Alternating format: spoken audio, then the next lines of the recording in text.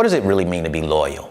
You hear people talking about this word a lot, loyal, and it's almost like you carry that around like a badge of honor. Does that mean that I'm going to sacrifice myself, give everything that I got, pledge allegiance to another company, to an institution, to somebody else that does not pledge that same allegiance to me? Is that being loyal? Does being loyal mean that I'm going to sacrifice myself for someone else? I'm going to sacrifice my own company for somebody else's company. Does that mean I'm being loyal? If that's it, I don't want a part of that. I don't want to be loyal if that's what it means, right? Because when it really boils down to it, you know it. You've seen it throughout all of your life if you've been aware and in the world.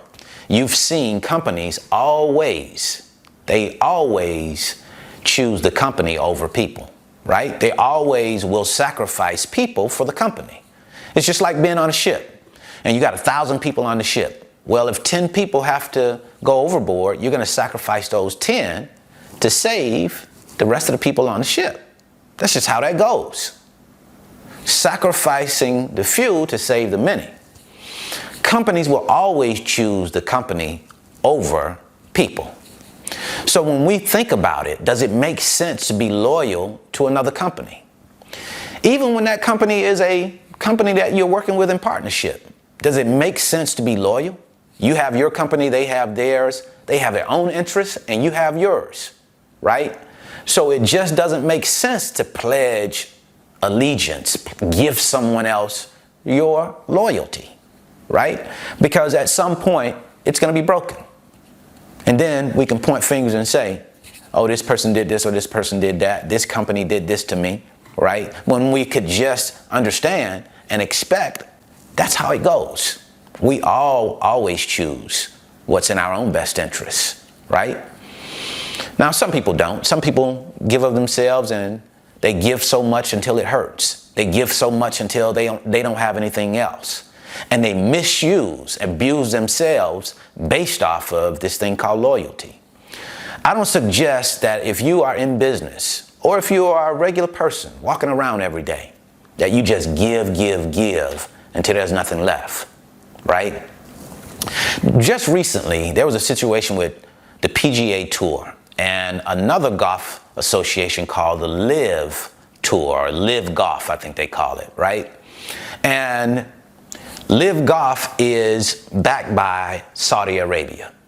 And it was this idea that people felt like, oh, it's taking money, blood money from Saudi Arabia if you go in and you work with LIV Golf.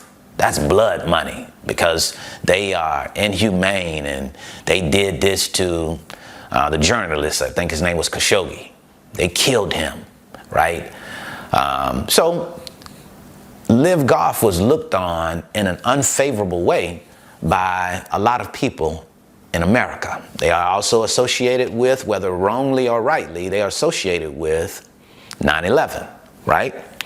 So this idea of blood money, if you go and work with LIV Golf, was a thing that people were talking about.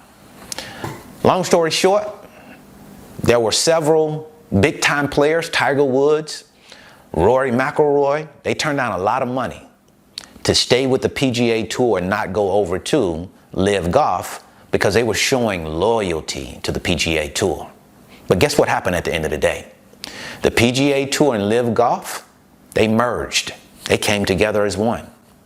And all of the money that they turned down, Tiger and Rory, I think it's reported that Tiger turned down over $700 million. $700 to $800 million it's reported that he turned down.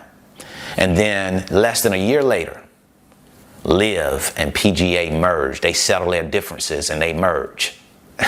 So does that mean Tiger left $700, $800 million on the table? Could definitely say that. I don't know exactly how all of that's going to turn out, but I don't think that LIV is going to go back now and give him 700, 800 million when they put that on the table at first and he turned that down. He wanted to stay with PGA Tour out of loyalty. So I think it's important to make sure that when you're loyal to a company, that company is loyal to you. And in my experience, that is not going to happen most of the time. Matter of fact, about 99.999% of the time, the company will always choose what's in the best interest of the company, just like the PGA just did, just like Live Golf just did. That's how it works. See you at the top, because the bottom is much too crowded.